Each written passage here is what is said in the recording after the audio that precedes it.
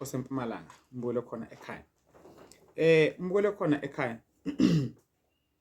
kuyenzeka umuntu abe nenhlanhla kokuthi isithunywa sakhe nje isithunywa nje sibe namandla, idlozi lakhe libe namandla, zonke izinto ezifaka isinto phakathi zibe namandla emzimbeni wakhe, okungagcina lowo muntu wasebuka nje umuntu ongathi uthwele Mbukelo okhona ekhaya. Futhi emzimbeni wakhe kunesimo sokuprofita, kunesimo sokuthandaza, kunesimo sobugedla, isimo sobunyanga, isimo sobungoma. So Mbukelo khona ekhaya kuthiwa ukuthi lezi ndawo zemimoya ezehlukahlukene, umnono, inzuzo, yini la konke la kuye kukhona and konke kuye kuyafilter and kuyayithola futhi indawo yako makuyifuna kuphi empilweni yakhe. So lo muntu la ethinta khona everywhere kuvele kube malula. Usuke Mbukelo khona ekhaya umuntu onenhlanhla ke nangumuntu okanjalo Mbukelo khona ekhaya. So ngagcina uthwele ungathwalanga.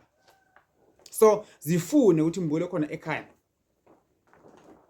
imimoya engene kuwe, imimoya emiyabe yakusebenzela empilweni yakho iyayithola indawo eright emzimbeni kuwe. Wena Mbukelo khona ekhaya limimoya uyihlonipha yini na? Kumele uyibheke imimoya engena kuwe, kumele uyibheke imimoya futhi kumele usebenze ngayo Mbukelo okhona ekhaya. Ngoba wena awuziphileli nje uphethwe. Phethwe ngabanye wasekhe emhlabeni.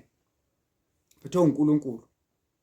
Uma umuntu engena yisithunywa noma angena idlozi, angena into ethile, lekusuke kungene kuye. Kusuke kuyinto yalaba esebalala esebangasekho emhlabeni. Bese bayivusa kuye lowo muntu Mbukelo khona ekhaya.